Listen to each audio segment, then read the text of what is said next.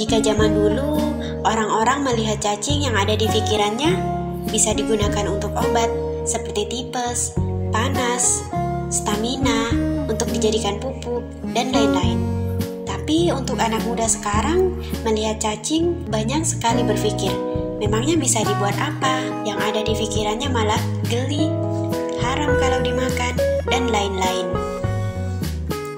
Sebenarnya ia juga geli dengan cacing, tapi ia alihkan pikirannya dengan berpikir bahwa ini adalah uang, dan inilah yang membuat ia berani. Begitupun yang terjadi pada istrinya, yang awalnya geli, tapi setelah panen dan tahu hasilnya, istrinya pun mulai rajin ke kandang untuk melihat cacing-cacingnya. Itu jadi yang dipikirkan jangan berhasilnya aja, pasti berhasil. Cacingnya berduit, casingnya berduit, tepungnya berduit, semuanya berduit di cacing. Tapi yang kita harus antisipasi tidak enaknya itu geli-gelinya dulu. Jadi kalau megang cacing geli kita bayangin duit. Pegang cacing bau duit.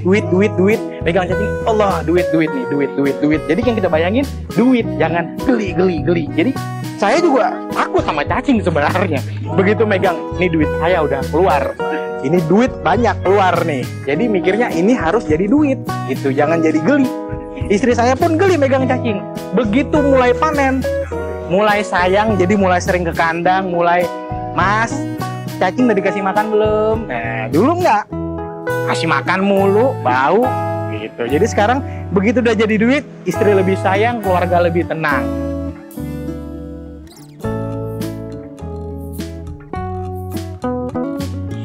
Sebelum berbudidaya cacing, Muhammad Zidni Ilman bekerja di perusahaan kopi kapal api sebagai finance.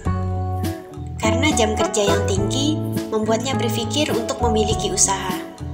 Pada awalnya, ia berpikir untuk beternak mabot, tapi tidak berhasil.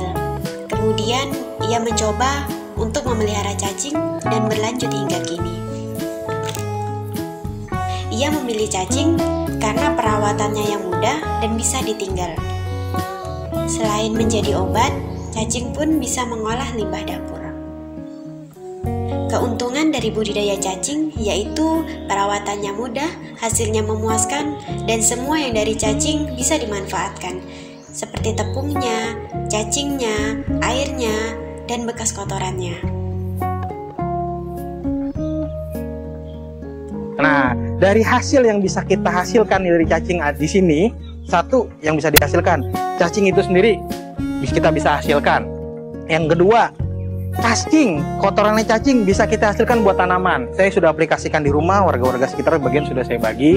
Yang ketiga, dari cacing itu yang bisa dihasilkan tepung cacing, raw material itu bisa kita pakai untuk obat. Kalau bisa juga kita campur ke minuman, bisa untuk kopi, bisa untuk kesehatan, bisa juga.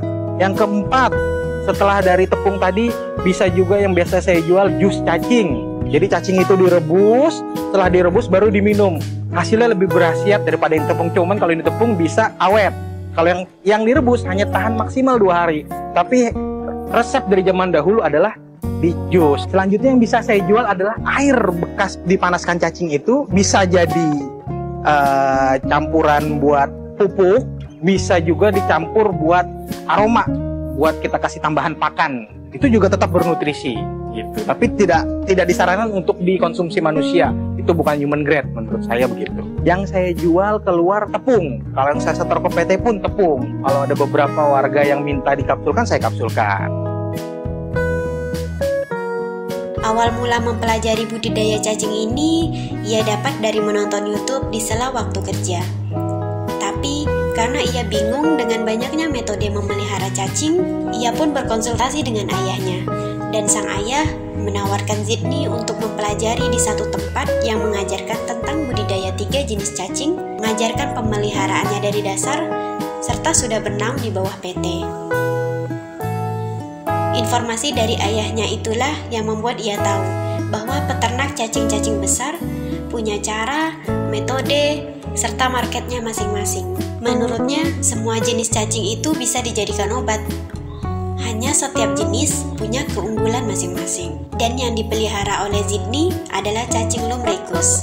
Cacing ini bermanfaat karena mengandung enzim lumrikonase yang sangat tinggi.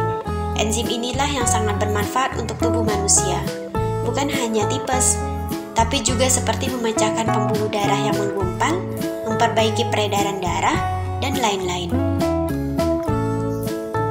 Pada awal mula beternak, ia memelihara 100 bibit dengan luas kolam 17 meter persegi yang diisi dengan 15 karung media.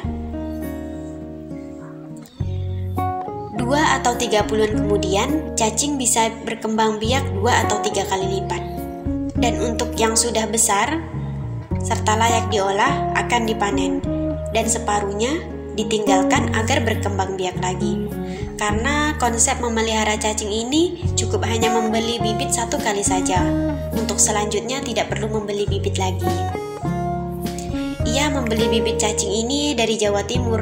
Sudah termasuk bibit, anakan cacing, dan medianya. Untuk pakan cacing yang akan didistribusikan ke PT, Zidni menggunakan ampas tahu. Karena ia bernaung di bawah PT, dan PT tersebut sudah bekerja sama dengan salah satu universitas yang ada di Bogor, maka ada standarisasi khusus. Dan ia sebagai plasmanya mendapatkan media dari PT tersebut. Dengan kolaborasi PT dan universitas tersebut, terciptalah media berstandar khusus yang tahan hingga 1 tahun. Paling cepat diganti itu 6 bulan. Untuk panen cacing pertama, setelah tebar bibit 100 kilo, dalam 2 atau 3 bulan, yang besar sudah bisa dipanen. Yang bisa dipanen sekitar 50 hingga 100 kilo. Dan sisanya ditinggalkan dalam kolam. Setelah 2 bulan kemudian, per 2 atau 3 minggu bisa dipanen 10, 15, hingga 20 kilo, tergantung perawatannya. Perawatan tersebutlah yang menentukan jumlah cacing-cacing yang dapat dipanen, seperti penyiraman, pemberian makan, dan kelembabannya. Begitulah siklus selama 3 atau 4 bulan, karena yang kecil sudah besar, serta yang besar sudah bertelur lagi.